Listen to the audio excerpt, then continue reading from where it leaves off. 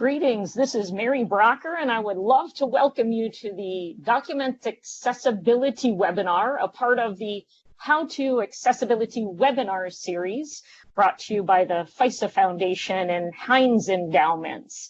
As I indicated, my name is Mary Brocker, and I head operations for Bender Consulting Services, specifically product areas including talent, strategic consulting, digital accessibility, training, and software solutions, which includes our iDisability e-learning product, which, by the way, we've got about 4 million business users on platform. It's really exciting to be a part of that product with Joyce Bender and Andy Helton. So as we welcome you to the third event of the 5-part webinar series, we are, of course, continuing this year to celebrate the 30th anniversary of the signing of the Americans with Disabilities Act and the 25th anniversary of Bender Consulting Services. So proceeding forward, I would like to introduce to you all of the participants. Our host today is Shani Layson with FISA Foundation. She is a program officer and will be speaking very shortly. I, Mary Brocker, am your facilitator. Sherry Lapaya is your moderator, and get ready, Gerald Homey will be your primary speaker today, delivering this amazing content. So without further delay, Shani, I would like to welcome you to the event.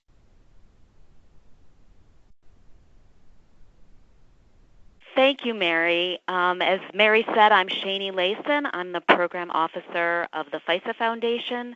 We are a charitable grant-making foundation focused on improving the lives of women, girls, and people with disabilities in southwestern Pennsylvania. FISA and the Heinz Endowments are so pleased to sponsor this webinar series as part of our joint initiative, Disability, Inclusion, and Access Moving Forward. Our goal is really to help our grantees and partners better address accessibility and inclusion of people with disabilities in their work.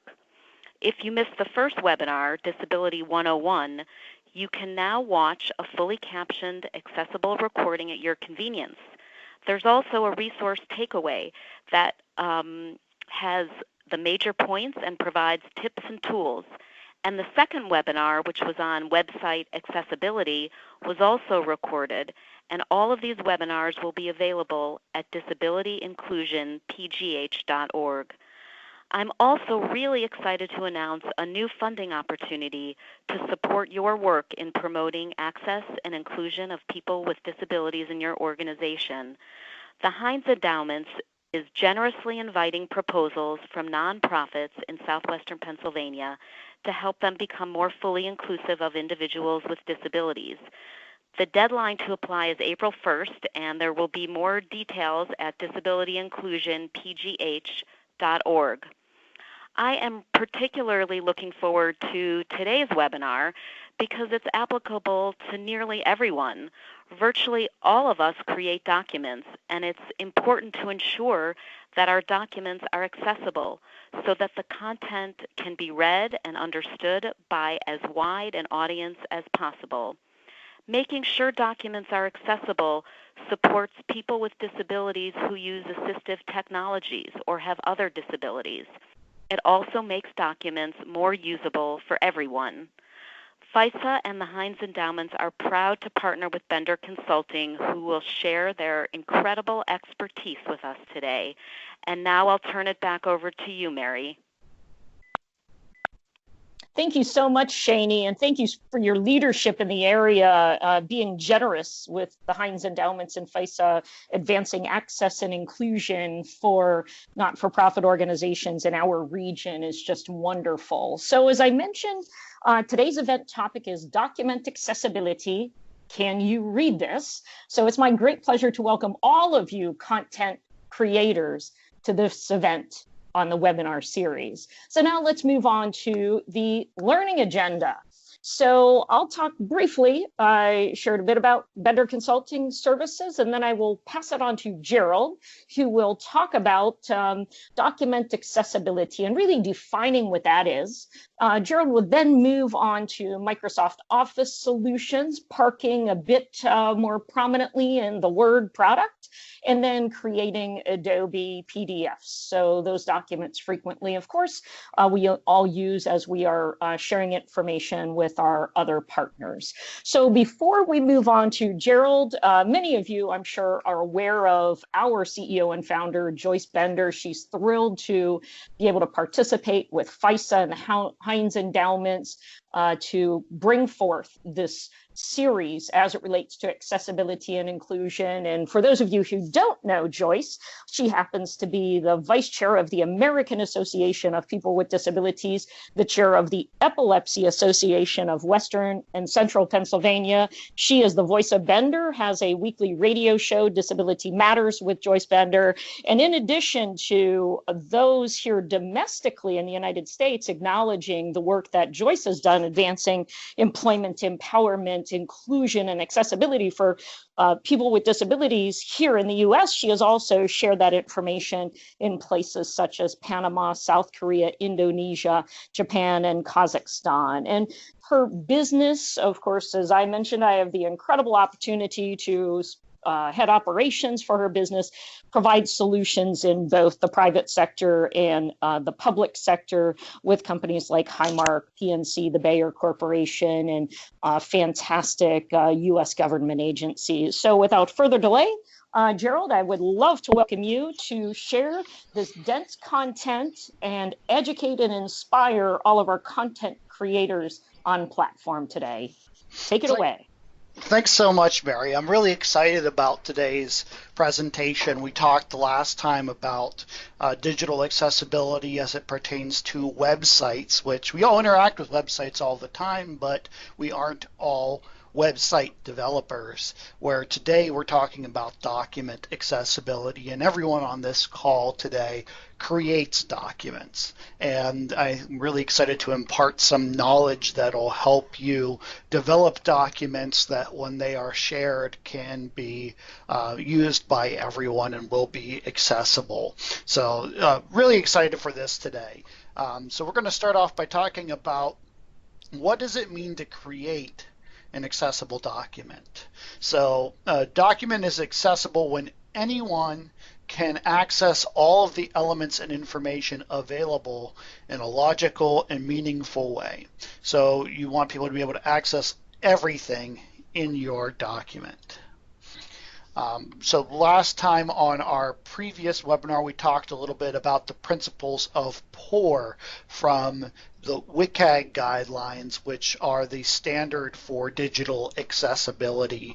We're not going to delve too much into those today, but just to make some connections, we broke down how you consume content in a document into 3 different categories: the readability and the accessibility of that, which falls under the perceivable and understandable guidelines, the navigation of the document, which falls under the operable and understandable guidelines, and the usability of the document, which falls into the understandable, operable, and robust parts of the guidelines.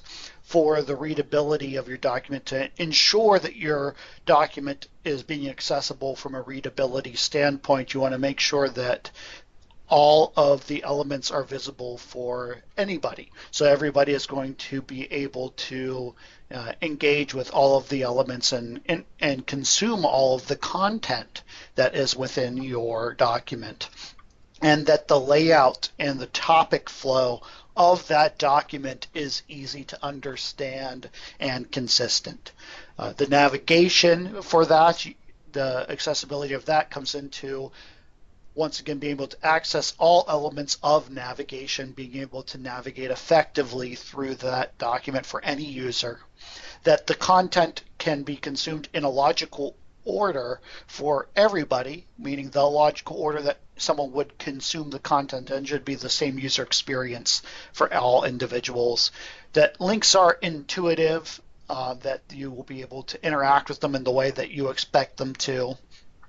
And for usability, we talk about interaction equality, and that refers to any interactive documents such as, a form that you would fill out, that all of the form fields, that everybody can interact with those and fill those out.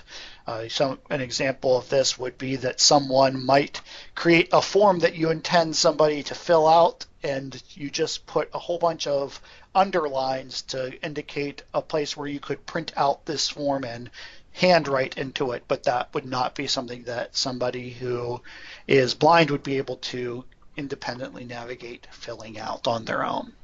And then also effective functionality, meaning that the functionality of these forms are going to do the things that you want them to do for everyone.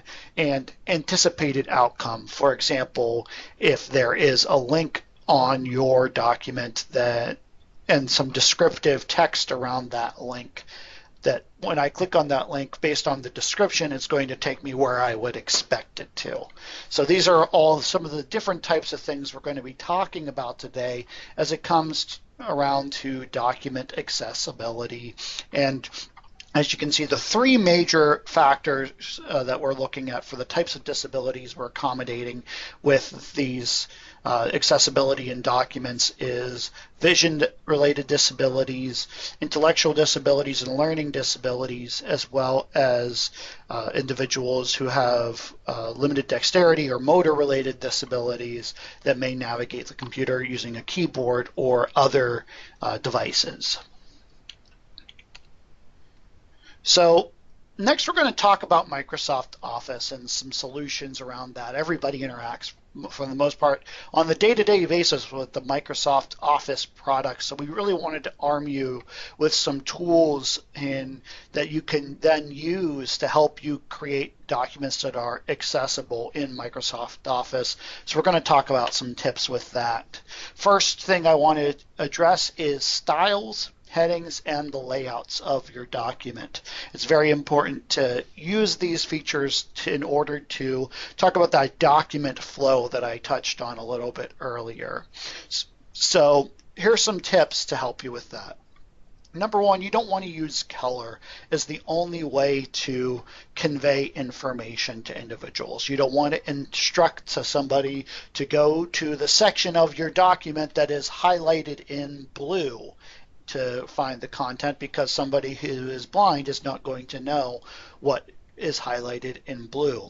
You don't want the font that is in the color red to be the only thing indicating that it is a negative number as opposed to a positive number, because somebody who is colorblind is not going to be able to know if that content is red or black or whatever color it might be. So you want to make sure you avoid that as you're going through your document creation. You want to use in the built-in headings and styles to organize your document. This is something we talked a little bit about in the website accessibility that carries over into the document world, is using proper heading levels to organize the flow of your document. So if you have created a proposal and that proposal is split into many different sections, using proper headings for those sections to make sure that people can navigate through that document to the specific information they want to review. Because of that, you don't want to skip heading levels going straight from heading level 1 to heading level 3 and create confusion. You don't want to pick your heading levels just to make something aesthetically pleasing. You want the heading levels to be designed in a way that it actually conveys the hierarchical content within the document. And then also do not include essential content in the headers or footers of your document. And the reason of this is that as a screen reader user, you don't naturally navigate through the headers and footers as you're reading a document. You actually have to go into a totally different mode of consuming content to get there. So most people, if there's content in the header and footer, won't even know it's there. So things like page numbers, a repeat of the title of your document, logos, things like that can be okay to have in the headers and footers, copyright information, etc. But you wouldn't want to put an essential paragraph that someone needs to read in the footer of your document. So also, you want to make sure every slide and sheet has a unique title or a name when you're talking about PowerPoint or Microsoft Excel and you're looking at multiple sheets, so that way it's easy to navigate two different pieces of content. You wouldn't want 5 different slides that are called the same thing, because then you would have to read the entire slide to tell if it's the specific slide you're looking for.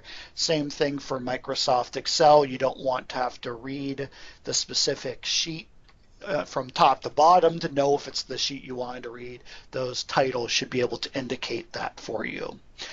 Similarly, you want to make sure you want to delete any blank slides or blank sheets that are included in a document. So, as a person who's a screen reader, they don't have to go into that sheet and then search around on the sheet to see if there's any content in there they need to read, wasting time and causing confusion. Just simply removing blank content is very helpful to improve the navigation as it comes to how you lay out your documents. In Microsoft PowerPoint, there is something called Outline View that you can use to check if your content is readable. So many screen reader users will go into PowerPoint, and the Outline View is primarily how they will interact with content. And sometimes how you can create content in PowerPoint will cause it not to appear in that view. So if you see content on your slide in terms of text that is not in the outline view, that's an indicator that there is an accessibility issue with that document that needs to be addressed. Also, you can see if content is out of order from that outline view as well, and reorganize things from that view to make it more accessible. For documents, you may see these in Microsoft Word, or often you want to have a table of contents for longer documents. This makes it so easy for everyone to navigate to the specific content they want to consume. And this is one of those areas where, great digital accessibility creates great usability for every user, because it's so convenient if I have a table of contents at the top of a 150-page document that I can click on the title from that table of contents and it will take me to that specific section of the document. And these are actually really easy to create. So if you use the proper heading levels as you're generating your content within your document, you can actually automatically generate a table of contents that will use those heading levels to organize it and specify page numbers and automatically create links to connect you to that specific content. So like I said, this is one of these great areas where accessibility and usability collide to make something really incredible for everyone. So I keep talking about these headings and layouts, and I really wanted to show you what we're talking about and how to apply these to your document. So I've taken a screenshot here of this specific tool within the Microsoft Word templates. So if you're in a Microsoft Word document, you can access this by going to the home section on your ribbon and then clicking on styles. Or if you're in Microsoft Outlook creating an email, if you go to format text for that email, you can go to the styles there as well.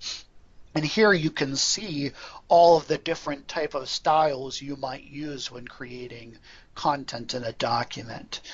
People will want to use the title style on the first page for the title of that document, and then a first level heading for every major section going through the document. And then if there's subsections within that document, using a second level heading. And then you'll see there's normal text styles for things that you want to make normal. Now, one mistake people will use is they'll look at these styles and they'll go, okay, I want it to look like the book title style, so I'm just going to pick that, when really it's a heading level because they don't like how the heading level looks. But once you designate a paragraph in your document to be at a specific style level, you can alter the font size, the typeface, the boldness, the color of your content after that, and it will retain that heading level designation. Alternately, if you really want to dig into it, you can actually create your own style for Word documents that is repeatable and usable throughout your organization. So you could create a style that then is available in Microsoft Office for anybody in your organization to go ahead and use a style that is consistent with the formatting you typically use in your document templates.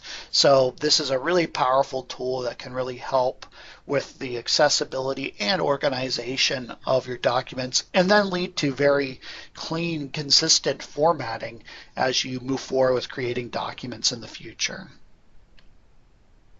And then I wanted to touch on one more piece of this, which is headings in Microsoft Excel, because it's a little bit different. Now, headings are still important in Microsoft Excel. Things are organized in Excel into these massive spreadsheets where if you're in line 220 as a screen reader user, you're not going to want to navigate all the way back with your keyboard to the very first line to check what the heading is of the row that you're in. And for us as sighted users, we can just use freeze panes, quickly look at the top of the document to see, double check which row or column we're in and what the heading is for that. Designating these heading levels will allow a screen reader user to do the same thing, to easily check with the specific cell they're in what heading goes with this text, so that I can understand it without having to completely navigate to the top and then somehow find out where I was. So this is really powerful, and you can get to these heading levels from Home on the ribbon and then Styles. So you can designate the heading level 1 for your content as well for the headings in your table. And then in PowerPoint, when it comes to layout, one of the best things you can do when building your slide is, when you're building your slide deck, is use these pre-built slide layouts that we often use anyways to insert content into our PowerPoints. These are really great because they're already built and organized in an effective way where folks can consume content with the correct heading levels and correct information. So these are really great tools to use when you're building your PowerPoints. And a little bit later, we're going to go a little bit deeper into this and talk about how you can even make some of your own tools around the themes to make really great accessible content in PowerPoint. So I want to talk a little bit more about tables and basic worksheets. Anything you're introducing information to a document in tabular form, whether it be a table you insert into a Word document, a PowerPoint, or the large table you would use in an Excel file. Some general rules to help you make more accessible tables. So these could be kind of a difficult point for individuals navigating through these documents. So number one, just like we talked about with web accessibility, you do not want to use tables for non-tabular data for aesthetic purposes. So I'll see people do this. They'll have a bulleted list of items, and they want that bulleted list of items to span across 2 columns. And instead of formatting that paragraph to be a 2-column paragraph, what they will do is they will insert a table that has 2 columns and then put each bullet point into a cell. So this is really a list of information that's presented in a table. And this is very confusing for screen reader users. When they go into that table, they're expecting it to be tabular data that has, correlation between the rows and columns of that and trying to navigate it through that way. They're getting all this indicators that this is a table when really it's just a list of information, and this causes, accessibility concerns. So you want to avoid using tables just for the sake of organizing information visually. You would only want to use this to organize information into rows and columns that have meaningful headers to indicate what those rows and columns may be. You want to make sure that you're captioning the tables or tabs by adding titles. You want to use the built-in features for this. So if there's a caption for a title that you want to use for a table, you want to use that particular tool, not just insert a text box and throw that on the screen somewhere, because you're not going to be able to tell as a keyboard navigator and screen reader user that that information is associated with that table. So you want to try to use the built-in features the way they're designed to help optimize that. You can provide a description for a table in the table properties. This is very helpful because, as a sighted user going through a document, I can see a table, can tell what that table is generally showing information on just at a quick glance, and determine if it's important for me to read the content in that table, or if I can come back to that for analysis later. And a screen reader user can't really easily do that unless they individually navigate through all of those cells to see what the general messages of what they're sharing. But let's say you had a table showing the increase of financial data over several years. You would want to provide a description in the table properties indicating that that's what the table is of, so the person can get that content, decide if they want to review it or not. And then you want to make sure the tables are simple, and like I talked about with Microsoft Excel, have header columns or rows in where it makes sense in your table, so that way it's easy to consume content. Make sure that as you're doing that, each heading is unique. If there's spaces for 2 different phone numbers, you don't want the heading for both just to be phone number. You would put phone number 1, phone number 2, or home phone, cell phone. You want something to make each of those headings unique from each other.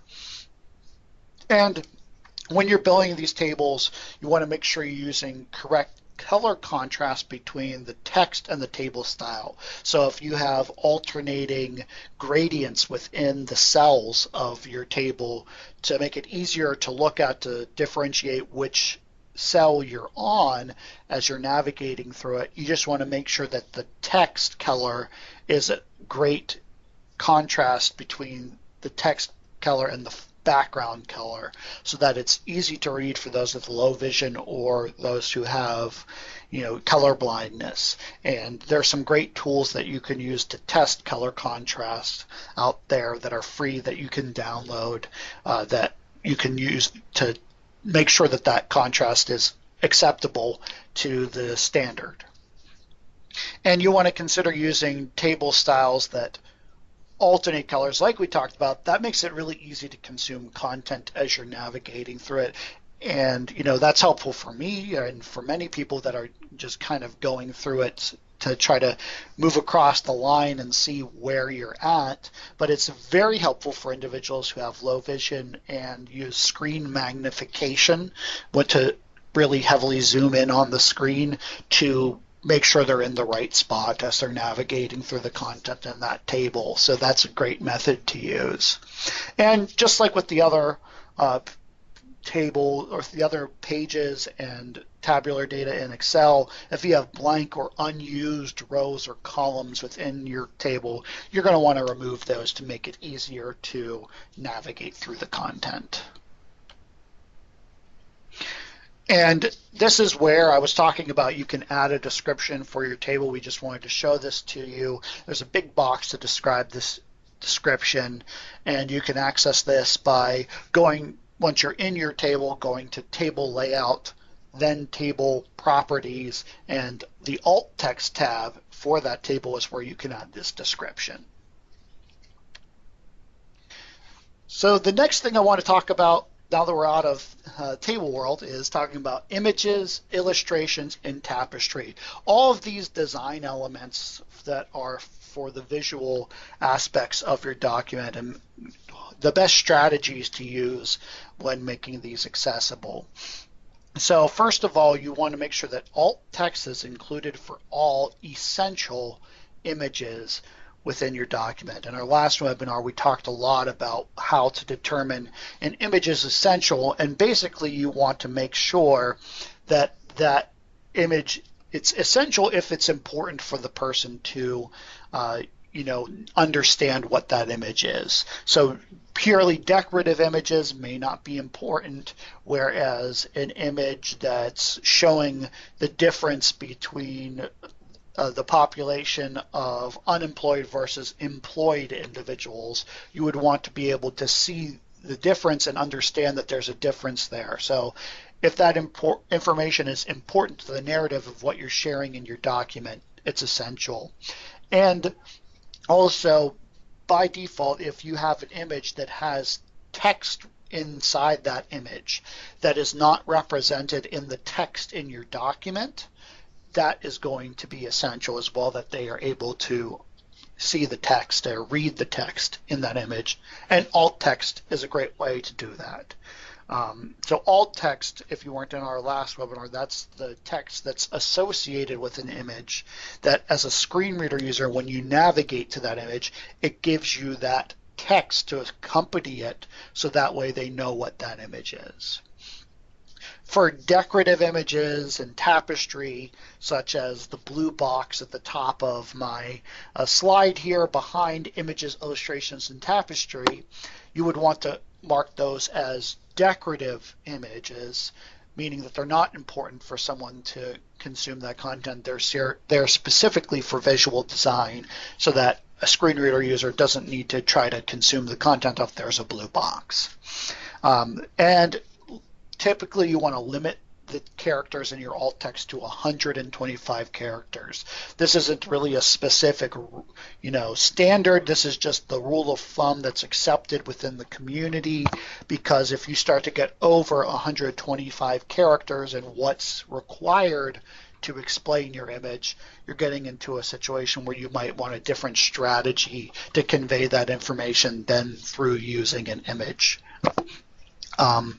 And then essential images should be placed in line with associated text. So when you insert an image into a document in Microsoft Office, you often have the choice of having it in line with text or having it floating on the page and having text wrap around it. When you have that image in line with the text, it knows based on where you put it in the text where the individual going through the page should see that image. Where within the flow of the paragraphs does that image lie? Whereas if it's placed in what they call the drawing layer floating above the text or around the text, it'll be read at the end of the page. It'll cycle back through the content in that layer. So you won't be able to see that text in context with where it's supposed to go. So you want to keep that in mind as you're creating this as well. And when you're developing this alt text, you want to avoid using terms like image, link, graphic, because when you're a screen reader user and you're reading the alt text, you already know that there's an image there. You already know there's a picture there. You already know there's a link or a video or whatever it is you have inserted into your document. So you don't need to say that in the description. And if you have a hyperlink attached to an image, you want descriptive text on what that hyperlink is, so I know as a user, if I click this link, where is it going to take me?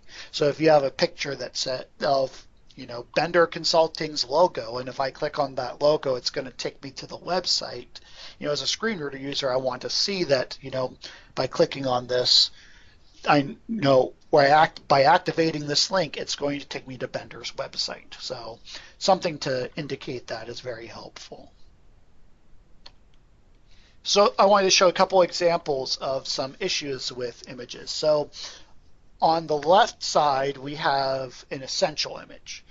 We have, a logo with an image with some text on it that we want people to read because we've got this inspirational message of attitude is a little thing that makes a big difference. So for this, the alt text would be the text that's on that image because that's the message we want people to get.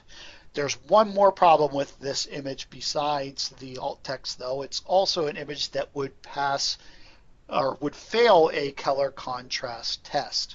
So you'll see there's that white text of the word attitude on a bright yellow background, and then is a little thing is even a little bit difficult for me to read on that image. It's definitely not something that's going to pass a color contrast test. So that would be something to consider when using that image as well.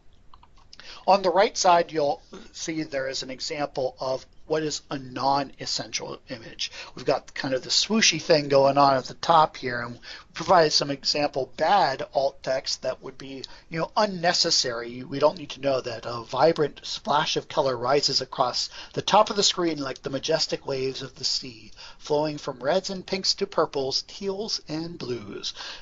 A person who is blind does not care about all of that stuff. They care about essential content when reading through it. No matter how much you describe to them what the sea looks like compared to this swoosh, they're not going to get it. Just give them the content that they need. So, you want to be smart when using the strategy around alt text. Moving on, I want to talk about text boxes, smart art, charts, and other things that you insert into a document outside of your typical paragraphs. So, like I was talking about earlier, for content that you go into in the Microsoft Office documents, you have this drawing layer that gets read at the end of the screen. So as you get to the end of the page, you then cycle back through that content. So text boxes, if they're in that drawing layer, they're going to be read at the end. So if you want a breakout box next to a paragraph, it's better to use a second column.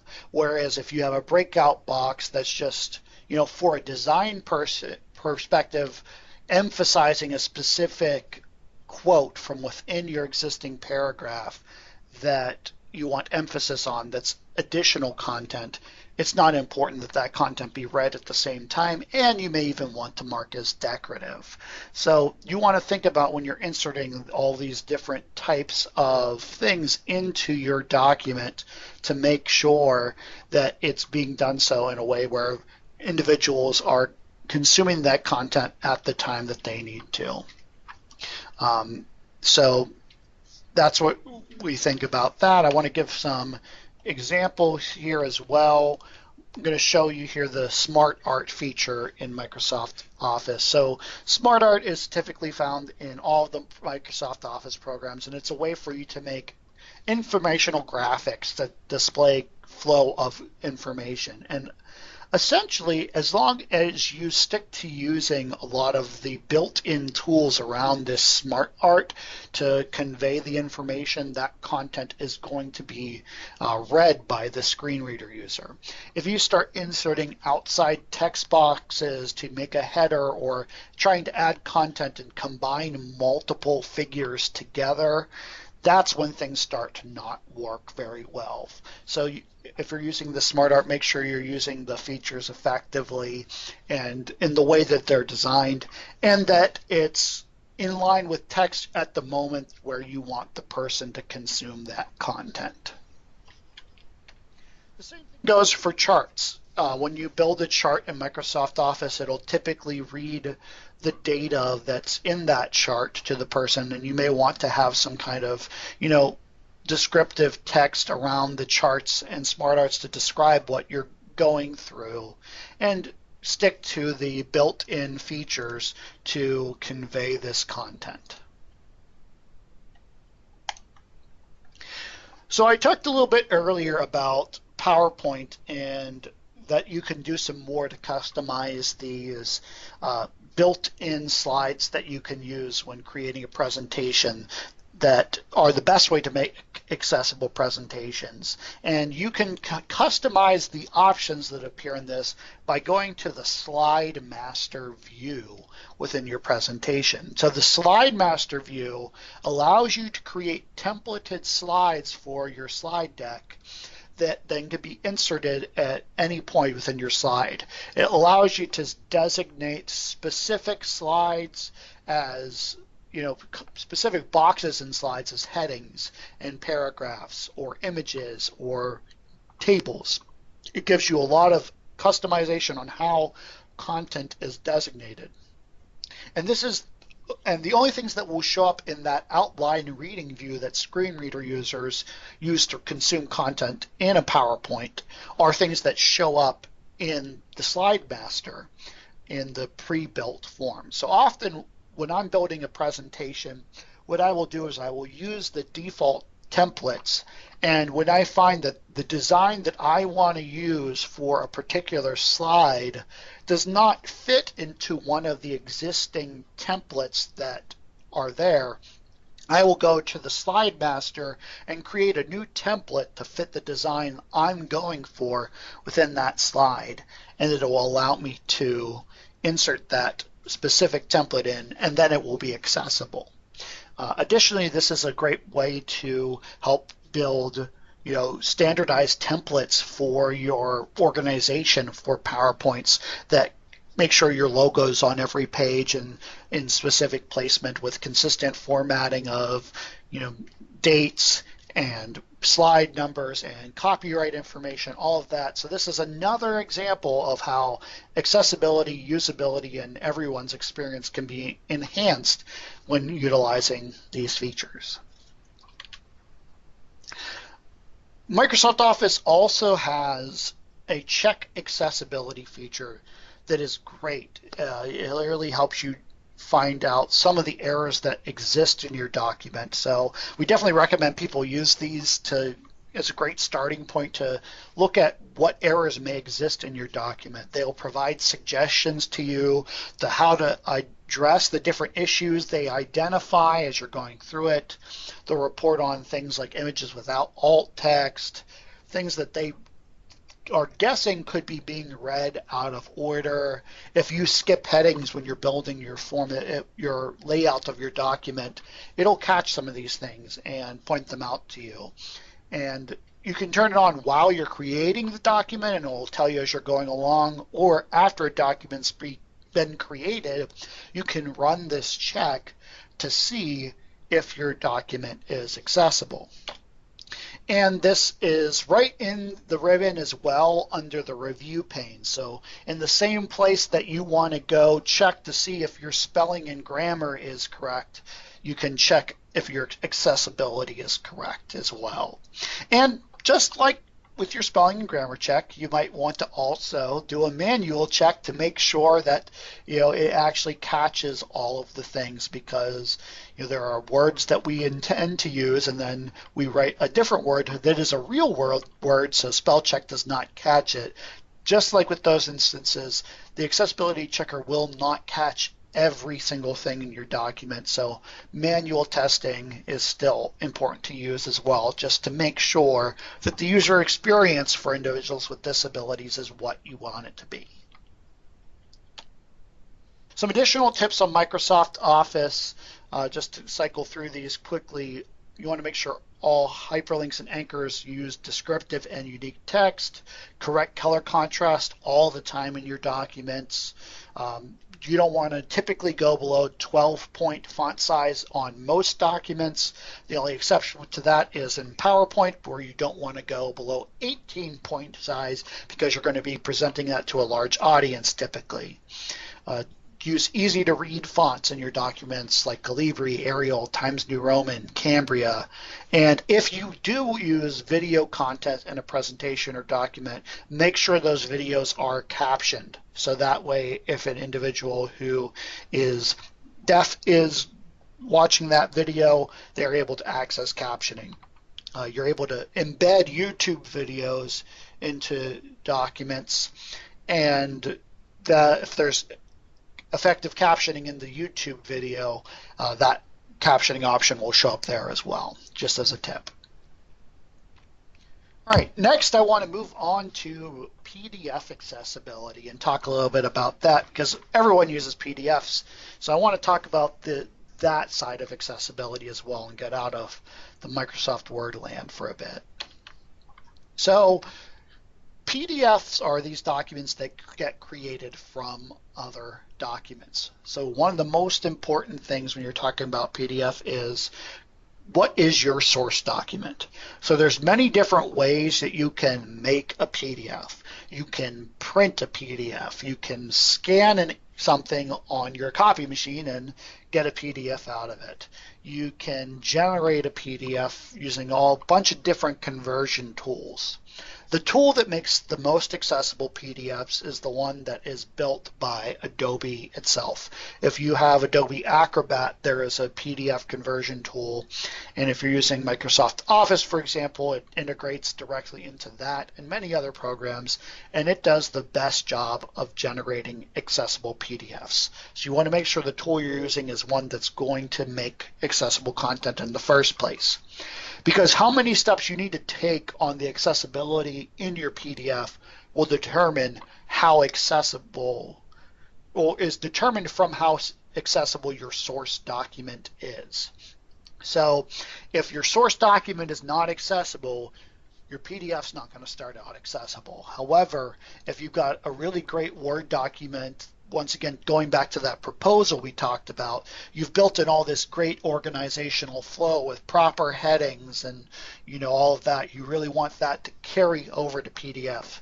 So you use this great tool by Adobe that creates a PDF and sees what you've tagged as headings and pulls those over into the new document. And then you can get to send a PDF document that's not as easy to edit for your potential partner as they're reviewing your proposal, and they can still consume the content in an accessible way. So start out with accessible source documents. OCR tools I want to talk about, people will use these. They can be great or they can be terrible. So an OCR tool is an optical character recognition. So this is a tool that basically scans an image to look for text in that image. So if you use the example of you scan something on your copier to turn it into a PDF, it would look at that and try to guess what the text is on that document that you've scanned that is only an image right now. Most of the time it doesn't work very well, especially for complex documents like forms where there's tables on it. It will think that lines that are on there for decorative purposes are letters. It'll group information together that shouldn't be, and it can be really hard to use. So if you're going to use OCR to create a document, you're going to have to do some in-depth review to see if that creates something, anything close to being accessible. And if it doesn't, you may want to find another way to generate that document into a PDF format. So just to break down real quick, you want to see what type of site it is, what kind of document it is that you're converting, and it could be anything from Word to InDesign to PowerPoint. You want to see what you can be doing to make it accessible before you convert it to a PDF using all the different things that we talked about earlier. And if you need to make things that more accessible, do it in your source document before you make it a PDF. It'll save you a lot of time. Okay. Making text accessible in a PDF is relatively easy. Like I said, if everything was done beforehand, it should carry over. If not, you're going to want to use the tags feature in Word or in Adobe. So the tags feature is very similar to what we showed you in Word, where how you can designate whether text is a paragraph or a heading or a title. But Adobe does this one step further with all of the content in your document. So you can designate an image as a figure, paragraphs as paragraphs, text as headings, and so on and so forth. And you can really customize this by just going into this tool, and you can change any piece of content to be indicated as whatever you want it to be. So you have a lot of manual control over the flow of this. Next step is that you want to go and make tables accessible, and you really want to use a lot of the same things that we've talked about before, with making sure they're formatted appropriately, that they have the right headers, that the columns have headers and those are designated, that things that are in separate cells are indicated that way, that you can add descriptions to what the table is. And all of this, once again, can be done from those tags, because every cell is indicated as a cell, every row is tagged as a row, etc. So those tags are really how you control this. Next, you want to make images accessible by adding alt text. There's an easy way to do this by going into the accessibility features that are built into Adobe. You can click check for alt text or add alt text. It'll cycle through all the images in your document and allow you to add alt text or mark them as decorative right from there. And if you need to do it later manually, you can go into those tags, find that image, and go into the properties of it to add alt text. So this is the accessibility tool. I just wanted to show this. This is in the Tools pane of Adobe, located on the right side of the screen. So that's how you can access all of the accessibility tools, like the one for setting up alt text in your document. Next, you want to make sure that all of the content is using the correct reading order. So you may have a flyer that you're sharing that has content broken out into sidebars and text boxes and 2-column paragraphs. And you want to make sure that when somebody is reading that with the screen reader, that it reads it in the same order that somebody who is sighted would read through that. And sometimes it can get it into a really strange order where it's jumping all over the page and it's totally illogical. And that's why you can use the reading order tool in PowerPoint to organize this content. So the reading order tool is on the left side on the navigation pane right next to the tags, and you can drag and drop the content into the order you want it to be in. And if you need to, if it's so messed up that it's beyond anything usable, you can actually clear the order using the reading tool pane, the reading order pane, and completely reorganize the content to what makes sense. Some basic things within the document itself, you want to make sure that the language is set to whatever the language is for that document, English, Spanish, the title of the document is indicated, and all of the other things that are associated with that are built into the properties of that document. Next, there's also an accessibility checker in Adobe. So this is another great tool that you can use to check all the content. Like I said with the Word one, though, it won't check everything, but it's a great place to start. It'll even indicate some of the areas where you have to check things manually, like color contrast and the reading order, like we just talked about. And you can access that from that accessibility tool I showed earlier, and it'll demonstrate things that passed its check, things that's failed its check. It'll give you suggestions on fixes, and like I said, things that may require you to check them manually. So in our presentation today, we really want you to walk away with these key 5 things. These are 5 things we've broke this down into now that I think people can use to help really test their content to make sure it's accessible and build accessible documents, no matter what type of program you're using. Number 1, use headings to convey the content flow through your document. So organize all of your content using heading styles. Number 2, create accessible document templates. So we talked about how we can do that in all different types of programs. Build these templates and make them available to your team so they have a great starting point for accessibility when they're building a presentation or a proposal or a marketing campaign. Number 3, download Bender's High-Test Alt Text User Guide. This is something we're going to make available to everybody on FISA's website that we're going to be giving away. And this is going to help you answer the question of, do I need alt text for this document, for this particular image? And what should I put in the alt text for this? Because a lot of people have questions about this when they go to build their documents. So this is meant to help you navigate through that challenge. Number 4, use built-in software automated testing resources. There's great tools there to get you a start on making sure your content's accessible. And most of the time, if you use those, it'll really positively impact your user experience. So use those tools. And number 5, test navigation. This is something you can do on your own by just trying to navigate using your keyboard through all of the content in your document. So those are the 5 tips we want to send you off with today to help you make documents more accessible.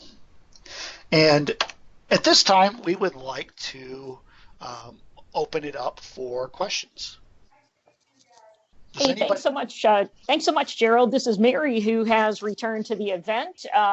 Looking forward to hearing any questions from the participants within the conversation chat panel of the Skype event today. Thanks, Kara, for your comment about Gerald's amazing presentation, and certainly we will be providing you the resources that we referenced. As we proceed forward, Gerald, I had a quick question for you, and you're just such a giant in this area of technical depth as it relates to digital accessibility. So if I create a Microsoft Word document and I use the strategies that you suggested today, and it is confirmed to be completely accessible, that Microsoft Word document, and then I simply want to generate a PDF so that the individuals who I share that document with, of course, I do not want them to have the ability to make updates to it. Let's say it's a proposal or something. So I've created the Word document, it's completely accessible, and I generate the PDF. Will that PDF automatically be accessible? That's a great question, Mary. So most of the time it will be, depending on how you generated that PDF. So if you use the tools that I suggest today, Acrobat has an official tool that when you install Adobe Acrobat into your computer, will also put a additional toolbar in Microsoft Word to create the PDF. And if you create the PDF from there, it should automatically pull all of the content from your Word document into the PDF. The one caveat to that would be if you have any content that is imagery or table oriented or breakout boxes, things like that, it may not be able to tell what order to read that content in. So you still want to, when you put it into PDF, run that accessibility checker and go through to see if that accessibility checker in Adobe identifies any issues and still do the manual check it recommends. You probably don't need to recheck the color contrast if you've done that in Word already, but if you check, I would recommend rechecking the reading order either by looking at what the reading order is from that pane or navigating through your document in Adobe using the keyboard to make sure it navigates the way you would expect it to. Yeah, thanks so much, Gerald. And we do have another question from Dee Thompson.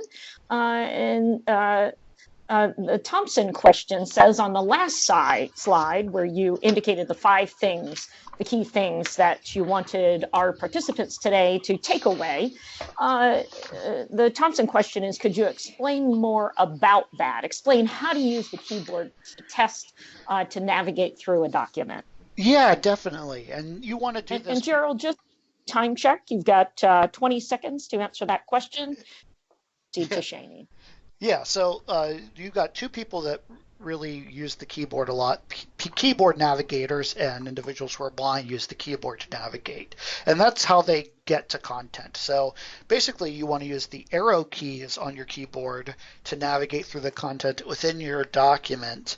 And if there's any content you can't navigate to using those arrow keys, or it navigates in an order you did not expect it to, and it didn't make sense for it to do when using those arrow keys, then you've probably got an issue that needs addressed with accessibility. Well, thank you so much, Gerald. I appreciate that. Thanks for all of the questions. And prior to conclusion of today's event, I wanted to thank all of you for participating. I know that, Gerald, everyone on platform is giving you a standing ovation, and I'd love to pass it over to Shani for some concluding thoughts. Shani, back to you.